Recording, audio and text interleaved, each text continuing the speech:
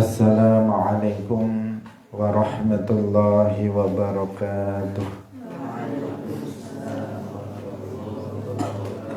Alhamdulillahi rabbil alamin.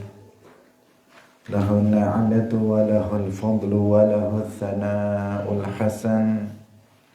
Wassalawatullahil barrir rahim wal malaikatul muqarrabin ala sayyidina wa maulana Muhammadin wa ala alihi wa ashabihi tayyibin tahirin. Allahumma la sahla illa ma ja'altahu sahla wa anta taj'alul hazna idza syi'ta sahla. Allahumma arzuqna al-ikhlasa fi niyyati wal qawli wal amal wa ba'du.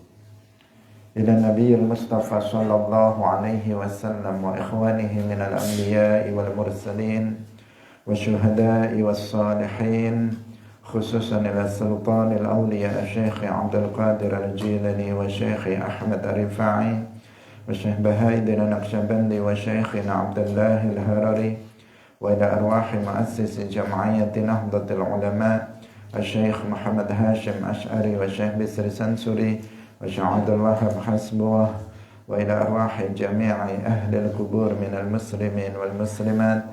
Al-Fatihah. أعوذ بالله من الشيطان الرجيم. بسم الله الرحمن الرحيم. الحمد لله رب العالمين. الرحمن الرحيم. مالك يوم الدين. إياك نعبد وإياك نستعين.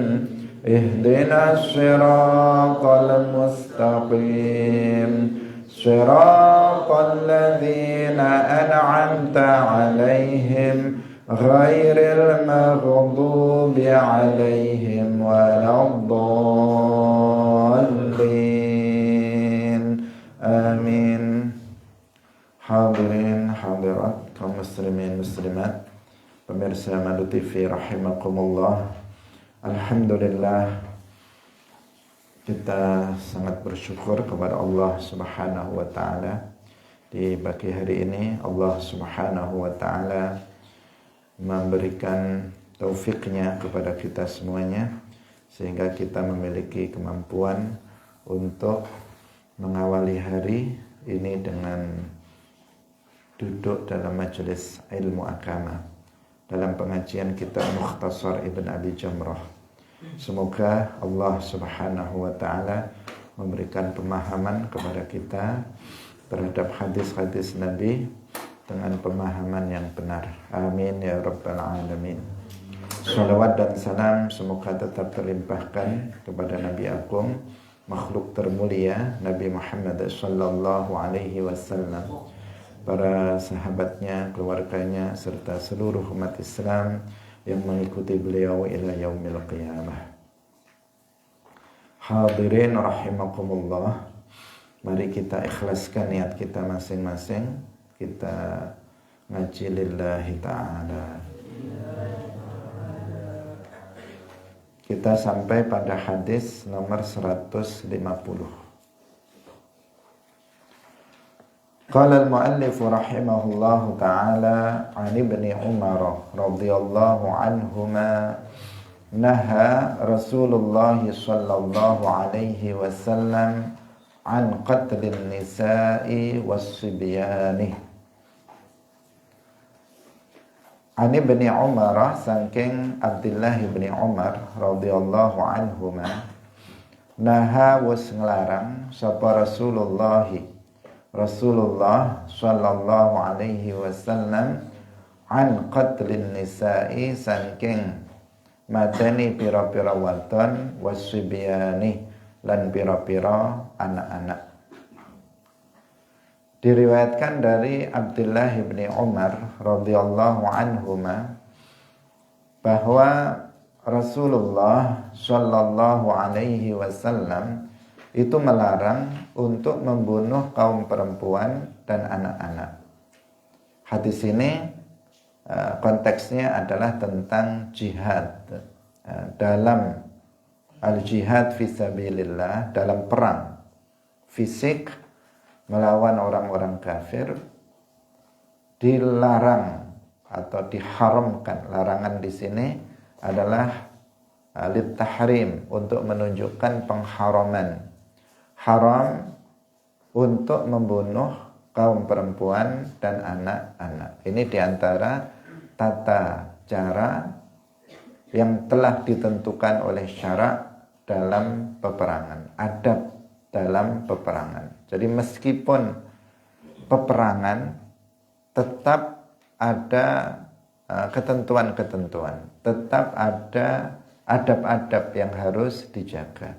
Di antaranya tidak boleh membunuh kaum perempuan dan juga tidak boleh membunuh anak-anak. Tidak seperti yang terjadi pada masa sekarang ketika Zionis itu menyerang Palestina, Gaza, ternyata kebanyakan korban mati maupun luka itu adalah kaum perempuan dan anak-anak. Jadi lebih dari 60% korban yang mati itu adalah justru kaum perempuan dan juga anak-anak. Nah, itu kan kebalikan dari adab dalam peperangan. Kalau seandainya itu adalah perang fisabilillah, maka itu sudah bertentangan dengan adab yang benar yang diajarkan oleh Rasulullah Sallallahu Alaihi Wasallam. Kita lanjutkan lagi pada hadis yang berikutnya. An Abi Hurairah radhiyallahu taala anhu. Qala wasdawuh sapa Abu Hurairah. Qala wasdawuh sapa Rasulullah sallallahu alaihi wasallam. Ba'dama ing dalam sause barang kana kang ana sapa Kanjeng Nabi iku amara perintah sapa Kanjeng Nabi biharqin kelawan bakar, biharqi fulanin kelawan bakar fulan, wa fulanin lan fulan.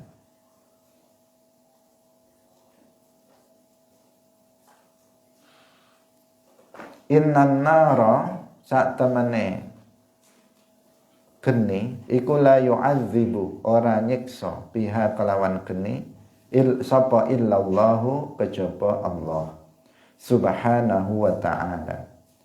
Fa in wajadtumuhuma mongko lamun nemokaken sapa sira kabeh ing karone fulan wa fulan faqtuluhuma mongko matenono sapa sira ing fulan wa fulan. Diriwayatkan dari Abi Hurairah radhiyallahu taala anhu. Beliau berkata, Rasulullah sallallahu alaihi wasallam setelah sebelumnya beliau memerintahkan untuk membakar fulan dan fulan. Artinya Nabi sebelumnya itu pernah memerintahkan agar membakar dua orang yang tentu saja ini adalah orang kafir. Diperintahkan Nabi untuk membunuhnya dengan cara membakarnya. Tetapi kemudian beliau bersabda, sesungguhnya api itu tidak menyiksa dengannya kecuali Allah. Artinya yang menyiksa dengan api, dengan cara membakar dengan api itu adalah Allah Subhanahu wa ta'ala, bukan makhluk, bukan selainnya. Maka jika kalian menemukan dua orang yang akan dihukum mati, maka bunuhlah mereka bukan dengan cara membakar keduanya. Hadirin rahimakumullah.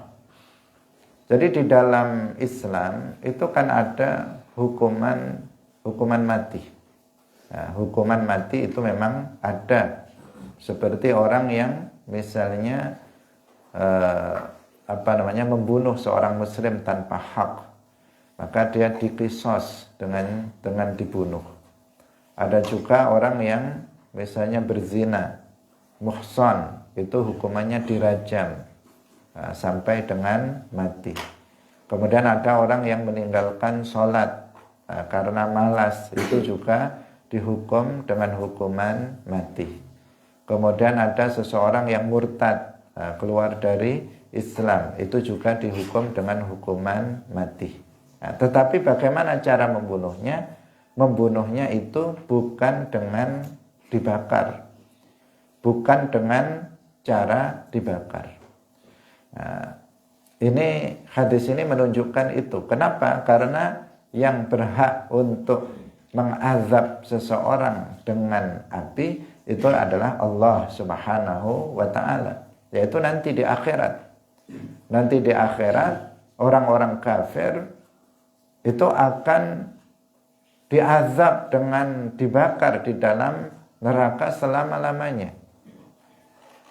Demikian juga sebagian orang Islam pelaku dosa besar yang tidak diampuni dosa-dosanya oleh Allah Subhanahu wa ta'ala, mereka juga dibakar di dalam neraka dengan api yang sangat panas, yang tidak sebanding panasnya dari api yang ada di dunia ini. Sedangkan bagi seseorang di dunia ini, bagi khalifah, imam, tidak boleh menjatuhkan hukuman mati dengan cara membakarnya. Ini maksud dari hadis ini. Tetapi dalam masalah ini ada perbedaan pendapat di antara para ulama. Apakah hukum ini berlaku dalam semua keadaan atau hukum ini berlaku dalam sebagian keadaan? Sebagian ulama seperti Sayyiduna Umar, Ibnu Abbas dan lainnya itu berpendapat bahwa hukum ini berlaku secara mutlak. Hukum ini berlaku secara mutlak dalam semua keadaan, tidak diperbolehkan, tidak diperbolehkan membunuh atau menjatuhi hukuman mati dengan cara dibakar. Itu tidak boleh secara mutlak dalam semua kondisi, dalam semua keadaan. Pendapat ini berbeda dengan pendapat dari Sayyiduna Ali ibn Abi Thalib radhiyallahu anhu dan juga Khalid bin Walid. Keduanya berpendapat bahwa keharaman menjatuhi hukuman mati dengan cara dibakar itu hanya dalam sebagian keadaan, tidak secara mutlak. Maka ini dipraktekkan oleh Sayyiduna Ali ibn Abi Thalib radhiyallahu anhu. Pada masanya ada sebagian orang yang terlalu fanatik dalam mengkultuskan Sayyiduna Ali ibn Abi Thalib radhiyallahu anhu, sehingga mereka ini mempertuhankan Sayyiduna Ali. Ini pada zaman Khalifah Ali bin Abi Thalib ada sebagian orang itu yang menyembah Sayyidina Ali. Sayyidina Ali dianggap sebagai Tuhan, sehingga mereka beribadah, mereka menyembah Sayyidina Ali bin Abi Thalib radhiyallahu anhu. Tentu saja Sayyidina Ali ibn Abi Thalib yang masih hidup ketika itu, beliau tidak ridha dengan apa yang dilakukan oleh mereka. Ini sebuah kemungkaran yang sangat besar. Mereka bukan menyembah Allah, tetapi justru mereka menyembah dirinya, menyembah Sayyidina Ali ibn Abi Thalib radhiyallahu anhu. Maka orang-orang ini kemudian ditangkap. Orang-orang yang menyembah Sayyidina Ali itu ditangkap. Sayyidina Ali berijtihad dalam ijtihad beliau dalam rangka untuk memberikan efek jera kepada selainnya agar yang lain, karena kekufuran ini merupakan kekufuran yang sangat buruk. Bagaimana seseorang mereka menyembah dirinya, menyembah Sayyidina Ali bin Abi Thalib, yang menunjukkan bahwa Sayyidina Ali bin Abi Thalib itu benar-benar nggak ridho ketika beliau dipertuhankan oleh mereka. Karena buruknya kekufuran itu, Sayyidina Ali berpendapat, hasil ijtihad beliau sebagai seorang mujtahid, bahwa biar yang lain itu nggak ikut-ikut menyembah dirinya, maka mereka kemudian dibakar, dihukum dengan cara dibakar. Dan itu dilakukan oleh Sayyidina Ali Ibn Abi Thalib radhiyallahu anhu. Itu menurut beliau dalam kondisi seperti ini, yaitu dalam kondisi yang sangat buruk, kesalahan yang sangat buruk, bukan hanya sekedar dia murtad biasa, tetapi sampai mempertuhankan dirinya yang bukan nabi dan juga bukan Tuhan. Maka beliau ingin memberikan efek jera kepada yang lain agar takut dan tidak beribadah kepada beliau. Maka beliau membakar mereka. Itu tidak disetujui oleh sebagian sahabat yang lainnya, karena hadis Nabi Sallallahu Alaihi Wasallam mengatakan, innan nara la yu'adzibu biha illallah. Hanya saja di sini beda pandangan. Yang sebagian mengatakan ini mutlak, sebagian ini hukum ini berlaku hanya dalam sebagian keadaan saja. Maka ada khilaf di antara para sahabat tentang memahami hadis ini. Tetapi ternyata ketika itu ada sebagian orang yang justru tidak mereka tidak berhenti dari beribadah kepada Sayyidina Ali ibn Abi Thalib radhiyallahu anhu. Jadi sejak masa Sayyidina Ali itu ada orang-orang yang mengaku-ngaku sebagai pengikut dan pendukung Sayyidina Ali, tetapi mereka sendiri tidak mengikuti Sayyidina Ali. Mereka mengaku mengkultuskan, mensucikan Sayyidina Ali, sehingga sampai mereka menyembah Sayyidina Ali. Yang disembah gak mau, tetap mereka menyembahnya. Itu kan aneh. Yang disembah itu gak mau untuk disembah. Bahkan yang menyembah dirinya diberikan hukuman yang sangat berat dengan dibunuh, dibakar. Sampai seperti itu. Saking ingkarnya Sayyidina Ali terhadap perbuatan kufur tersebut. Tetapi apa? Tetapi tetap saja ada dari mereka yang tetap menyembah Sayyidina Ali ibn Abi Thalib radhiyallahu anhu. Kelompok mereka ini kemudian dikenal dengan sebutan kelompok Rafidhah, Syiah Rafidhah, yang akidah mereka itu beda-beda karena mereka terpecah menjadi banyak kelompok. Di antaranya ada yang disebut dengan Ghulatus Syiah, yaitu kelompok Syiah yang berlebihan, yang dalam hal kesesatannya sampai mempertuhankan Sayyidina Ali. Ada sebagian mereka yang mengatakan Jibril salah menurunkan wahyu, harusnya kepada Ali, keliru kepada Muhammad. Di antara mereka ada yang mengkafirkan para sahabat selain Sayyidina Ali dan Ahlul Bait. Para sahabat seperti Abu Bakar, Umar, Utsman dikafirkan oleh mereka. Ada sebagian yang ringan hanya mengatakan Sayyidina Ali lebih mulia dari lainnya, macam-macam dari kelompok Syiah ini. Tetapi kelompok Syiah ini adalah bukan Ahlus Sunnah wal Jamaah. Dan yang harus kita tahu bahwa kelompok Syiah ini bukan pengikut Sayyidina Ali. Bukan pengikut Sayyidina Ali dan bukan pengikut Ahlul Bait. Ini yang penting untuk kita perhatikan.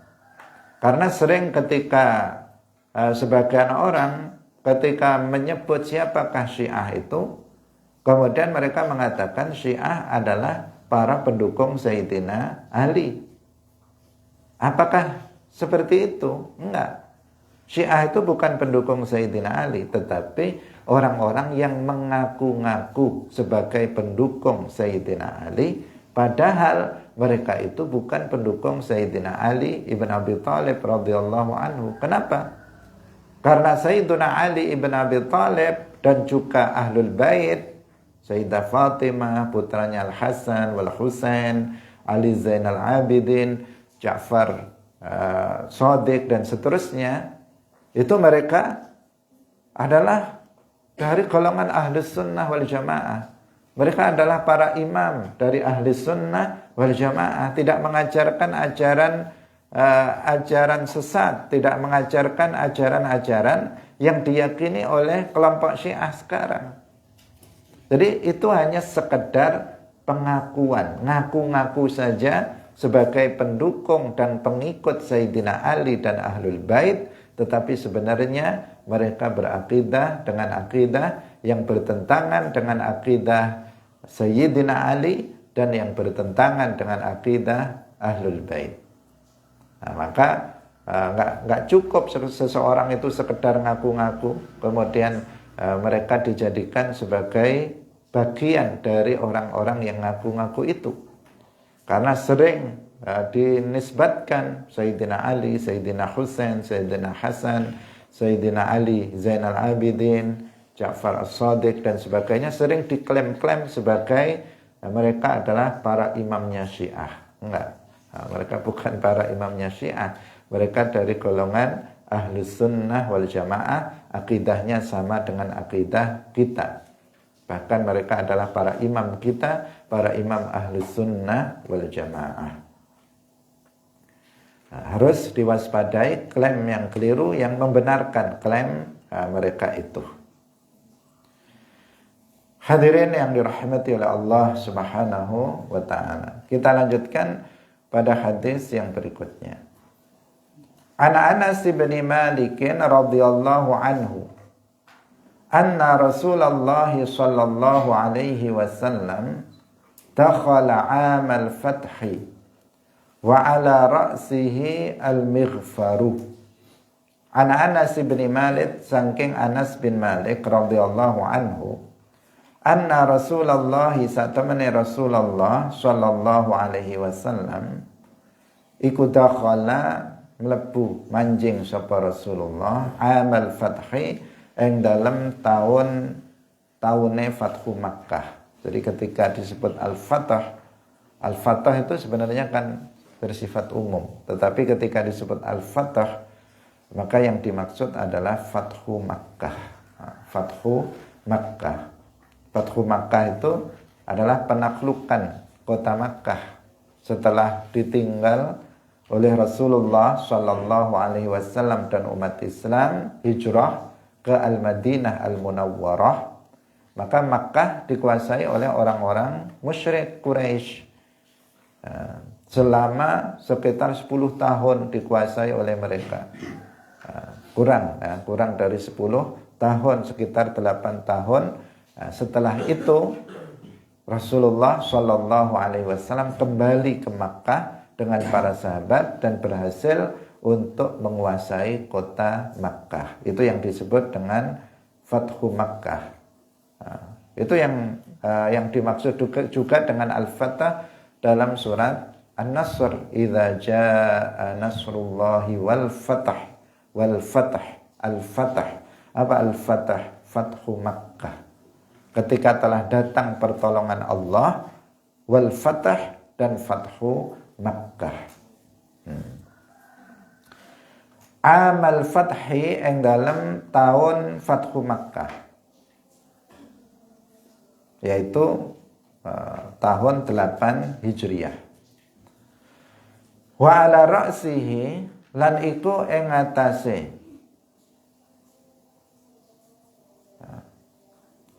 wa ala ra'sihi al-mighfaru, lan iku ing atase sirahe Kanjeng Nabi sallallahu alaihi wasallam al-mighfaru utawi mighfar. Mighfar itu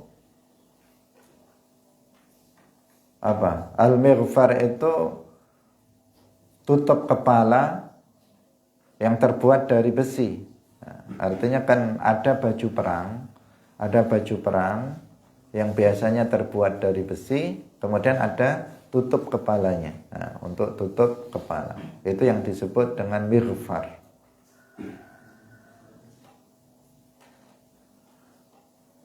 Falamma naza'ahu mongko tatkalane nyopot sapa Kanjeng Nabi ing al-mighfar, jaa teka sapa rajulun wong lanang. Faqala nuli ngucap sapa rajul, ya Rasulullah, inna ibna Khattalin, sak temene ibna Khattal iku muta'alliqun gumantung sapa Ibnu Khattal bi astaril Ka'bati kelawan pira-pira penutupe Ka'bah.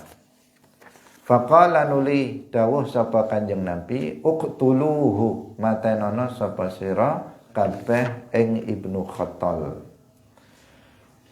Diriwayatkan dari Anas bin Malik radhiyallahu anhu bahwa Rasulullah sallallahu alaihi wasallam masuk pada tahun Fathu Makkah, masuk ke Makkah pada Fathu Makkah.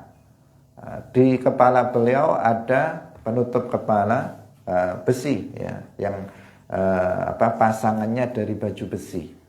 Ketika beliau mencopotnya, ada datang seseorang yang melapor kepada beliau. Seseorang yang melapor kepada beliau, di sini tidak disebut nama siapa sahabat yang melapor itu, mengatakan, wahai Rasulullah, Ibnu Khattal itu bergantungan di penutup Ka'bah. Jadi Ka'bah yang kita tahu sekarang juga itu kan ada penutupnya. Ada penutupnya yang setiap tahun itu diganti. Astarul Ka'bah diganti setiap tahun. Itu yang dimaksud astar al-Ka'bah. Jadi Ibnu Khattal itu dia artinya dia di Ka'bah itu menggantung itu maksudnya dia pegang-pegang yang menunjukkan dia seakan-akan orang yang baik ya, orang yang baik, dia berada di Ka'bah. Tetapi Nabi kemudian bersabda, uqtuluhu, bunuhlah dia, meskipun dia seperti itu, bunuhlah dia. Sekarang siapa ini Ibnu Khattal ini? Kok disuruh, Nabi menyuruh para sahabat untuk membunuh Ibnu Khattal ini. Jadi Ibnu Khattal ini adalah seseorang yang dulunya pernah masuk ke dalam agama Islam. Jadi sempat dia masuk ke dalam agama Islam, tetapi dia kemudian murtad, keluar dari Islam. Dia asalnya Muslim, kemudian menjadi murtad, dan dia memiliki seorang pembantu. Seorang pembantu yang ketika itu pembantunya disuruh untuk melayani dia dengan yaitu memasak, menyembelih seekor kambing dan mengolahnya untuk dia makan. Setelah itu Ibnu Khattal menunggu sambil beliau tidur. Setelah bangun, ternyata belum diapa-apakan oleh pembantunya itu. Kambingnya belum diolah oleh pembantunya itu. Sehingga Ibnu Khattal ini sangat marah, dan kemudian pembantunya itu dibunuh sama Ibnu Khattal tersebut. Ini kejahatan dari Ibnu Khattal, dan dia sudah murtad, sudah keluar dari Islam. Dan dia punya 2 budak perempuan itu yang diberikan tugas untuk menyanyikan lagu-lagu yang isinya itu cacian terhadap Rasulullah Shallallahu Alaihi Wasallam. Jadi ada 2 orang budak perempuan dia yang memang disuruh untuk nyanyi-nyanyi, yang isi nyanyian itu adalah mencaci maki Rasulullah Shallallahu Alaihi Wasallam dan juga mencaci maki umat Islam. Jadi kan sudah parah, kekufurannya sudah sangat parah. Mencaci maki Nabi, mencaci maki umat Islam, kemudian membunuh pembantunya dan sebagainya. Intinya dia bukan seorang muslim. Tetapi ketika Amul Fathi atau ketika Fathu Makkah, dia berpura-pura seakan-akan dia itu orang yang telah bertaubat dari perbuatannya, padahal tidak. Dengan cara dia menggantung di astar al-Ka'bah, di penutup Ka'bah, di kain Ka'bah yang menutupi Ka'bah itu. Sehingga Nabi tahu itu dia hanya berakting saja, bukan yang sebenarnya. Dia bukan seorang muslim, dia murtad dan dia perbuatannya mencaci maki Nabi, mencaci maki umat Islam. Karena itu meskipun dia berakting seperti itu, Nabi kemudian memerintahkan para sahabat, uqtuluhu, bunuhlah dia. Meskipun kayak seperti itu. Karena memang orang yang murtad hukumannya adalah dibunuh.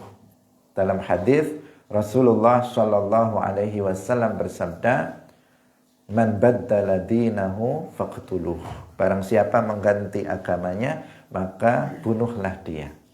Nah, ini diterapkan oleh Rasulullah Shallallahu Alaihi Wasallam terhadap seorang namanya Ibnu Khattal. Nah, hadirin yang dirahmati oleh Allah Subhanahu Wa Taala. Nah, dan ini memang ada hukuman seperti itu, dan itu tidak menunjukkan bahwa Islam itu sadis atau tidak berperi kemanusiaan, tetapi ini adalah dalam rangka menjaga agama. Ada kalanya menjaga agama, ada kalanya menjaga jiwa, menjaga nyawa, ada kalanya dalam rangka menjaga kehormatan dan seterusnya. Jadi itu adalah hukuman. Kalau seseorang misalnya dia murtad, keluar dari Islam, tanpa ada hukuman sama sekali, bebas seseorang melakukan itu, maka seseorang akan mempermainkan agama. Seseorang akan bicara mencaci maki Allah, mencaci maki Nabi, mencaci maki Islam seenaknya. Karena itu dalam rangka hifzuddin, menjaga agama, ada hukuman bagi orang yang murtad, hukumannya adalah dibunuh. Tetapi setelah istitabah, setelah diminta untuk masuk ke dalam agama Islam, dia menolak, untuk diminta kembali masuk ke dalam agama Islam, dia menolak, baru kemudian dijatuhi hukuman mati. Dalam rangka menjaga nyawa agar tidak banyak orang membunuh, maka bagi pelaku pembunuhan terhadap seorang muslim tanpa hak, hukumannya diqisas, ganti dibunuh. Dan itu hukuman yang paling adil. Nah, hukuman yang paling adil itu adalah hukuman setimpal, hukuman yang sama dengan perilaku yang dilakukan. Ketika seseorang membunuh dengan sengaja, maka hukumannya dibunuh.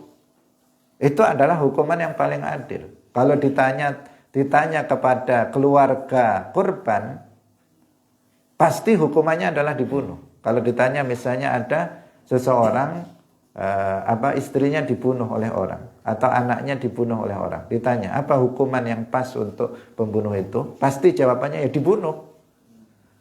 Kalau cuma di penjara nggak akan terima keluarganya, karena terlalu ringan menurut mereka. Karena memang yang paling adil adalah hukuman yang setara, yang sama dengan perbuatan jahat yang dilakukannya. Nah, di sini dalam rangka untuk hifdzun nafas. Dengan seperti itu, seseorang nggak akan berani sembarangan membunuh seorang muslim tanpa hak, karena dia tahu hukumannya adalah dia juga akan dibunuh jika dia melakukan hal yang seperti itu. Nah, ketika hukum qisas ini tidak dijalankan, ya seperti pada masa sekarang, ya banyak kasus pembunuhan, bahkan pembunuhannya sangat sadis di masa-masa sekarang ini.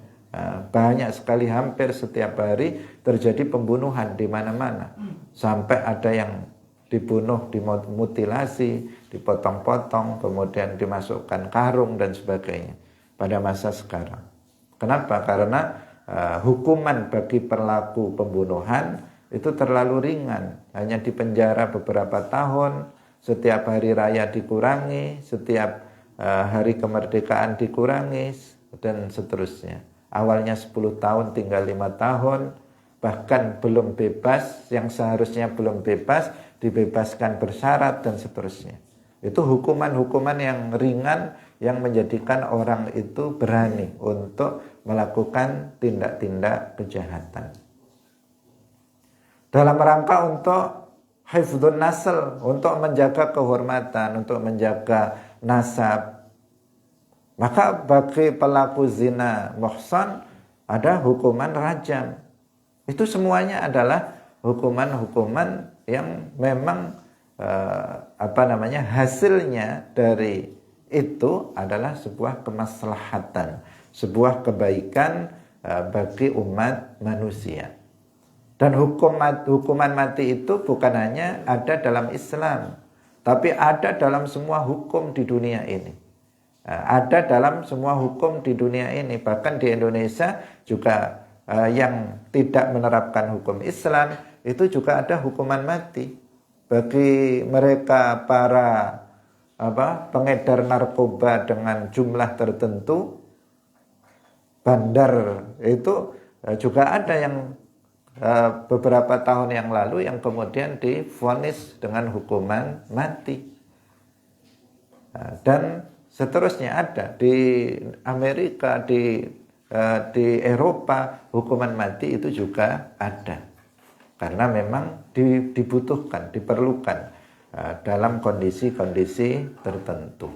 Maka jangan kemudian beranggapan bahwa hukuman mati dalam Islam itu sebagai hukuman yang sadis atau hukuman yang tidak berperi kemanusiaan. Justru itu adalah yang paling sesuai dengan nilai-nilai kemanusiaan. Karena perbuatan dia itu memang sudah melampaui batas dari akan merusak sendi-sendi kehidupan kemanusiaan, sehingga mereka harus kemudian dibunuh dalam rangka menjaga yang lainnya. Hadirin yang dirahmati oleh Allah Subhanahu wa ta'ala. Kita lanjutkan pada hadis berikutnya. Ani bin Umar radhiyallahu anhuma qala Zahaba farasun. Zahaba lungo. Apa farasun jaran. Lahu ketua Ibni Umar. Fa'akhadahu nuli ngalap ing faras sapa al aduwu musuh.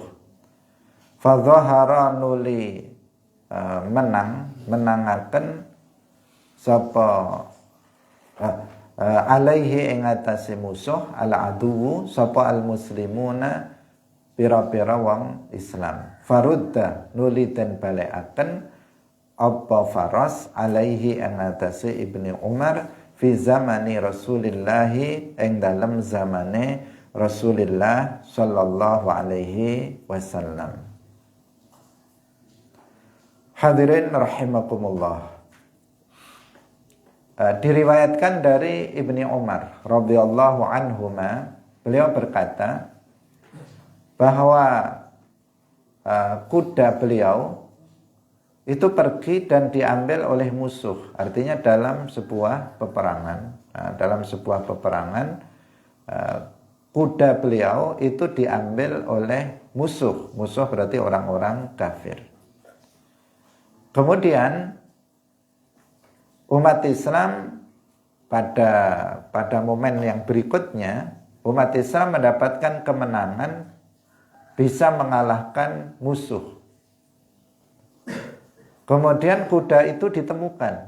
Kuda Ibnu Umar yang sudah diambil oleh musuh itu ditemukan oleh umat Islam. Diketahui, oh ini kudanya Abdullah Ibnu Umar. Setelah itu kuda itu dikembalikan kepada Abdullah ibni Umar radhiyallahu anhuma.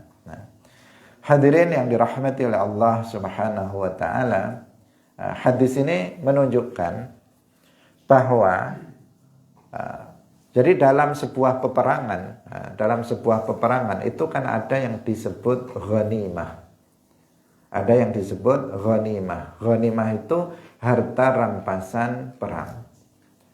Apabila umat Islam memenangkan suatu peperangan, maka semua harta yang ditinggalkan oleh musuh, apakah itu kuda, unta, pedang, baju besi, ataupun tombak, atau misalnya perisai dan sebagainya, atau uang, mungkin dia bawa uang atau dia bawa perhiasan. Semua harta orang kafir itu menjadi ghanimah, harta rampasan perang yang nanti bisa dibagikan sesuai ketentuan syariat Islam, diantaranya kepada mereka yang ikut perang, untuk Rasulullah, keluarga Rasulullah, dan juga diantaranya umat Islam yang kalah.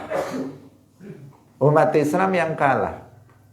Apakah harta yang ditinggalkan, yang misalnya tertinggal di medan perang dari umat Islam itu, apakah harta itu menjadi ghanimah bagi orang-orang kafir, bagi orang musyrik? Artinya apakah harta itu halal untuk diambil atau sah dan halal untuk diambil oleh orang-orang musyrik? Kalau melihat pada hadis ini di sini dalam permasalahan ini permasalahan khilafiyah. Tetapi berdasarkan zahir hadis ini itu tidak menjadi harta dari orang kafir itu. Buktinya apa? Buktinya di sini, ketika kudanya siapa Ibnu Umar itu diambil oleh musuh, kemudian di suatu peperangan musuh itu kalah dan terlihat, oh ini kudanya setelah diambil rampasan perang, termasuk di antara kuda-kuda itu ternyata ada kudanya Ibnu Umar. Ternyata ada kudanya Ibnu Umar. Kemudian apa yang dilakukan? Kuda itu dikembalikan kepada Ibnu Umar. Bukan dibagi di kalangan umat Islam, karena ini sudah menjadi miliknya orang musyrik. Kemudian setelah orang musyrik kalah, kemudian dibagi acak, enggak. Tetapi yang ini adalah diketahui bahwa ini adalah kudanya Abdullah ibnu Umar, kemudian kuda ini dikembalikan kepada pemiliknya. Berarti apa? Berarti enggak sah menjadi milik orang kafir. Dia masih statusnya milik dari Ibnu Umar, sehingga kuda ini dikembalikan lagi kepada Abdullah ibnu Umar. Itu pemahaman dari hadis itu seperti itu. Meskipun dalam permasalahan ini itu ada perselisihan di antara para ulama tentang hal tersebut. Tetapi zahir dari hadis ini memang dikembalikan kepada kepada Abdullah ibnu Umar radhiyallahu anhuma. Hadirin rahimakumullah, kita lanjutkan pada hadis berikutnya. An Abi Hurairah radhiyallahu anhu anna Rasulullah sallallahu alaihi wasallam qala. Ini hadis-hadis ini kita masih berbicara tentang masalah jihad fi sabilillah. Dari tadi kita banyak berbicara tentang masalah al-jihad fi sabilillah. Qala anna Rasulullah satamane Rasulullah sallallahu alaihi wasallam iku qala dawuh sapa Rasulullah, takaffala jamin sapa Allahu Gusti Allah liman maring wong jahada kang wis jihad sapa man fi sabilihi ing dalem sabilihi ing sabilillah ing dalem jalane Allah, la yukhrijuhu orang ngetokaken ing man apa al jihadu angin jihad fi sabilihi ing dalem sabilillah, wa tasdiqu kalimatihi lan beneraken pira-pira kalimahe Allah,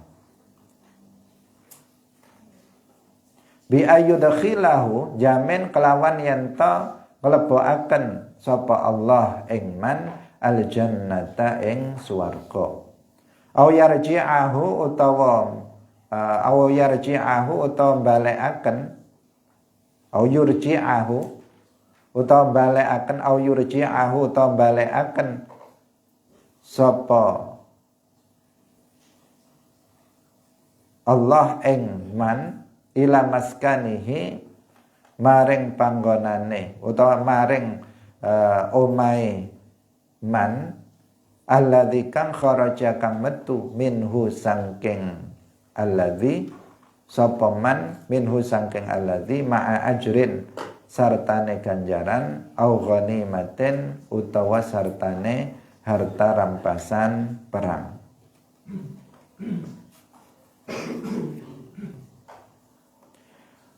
Diriwayatkan dari Abi Hurairah radhiyallahu anhu bahwa Rasulullah sallallahu alaihi wasallam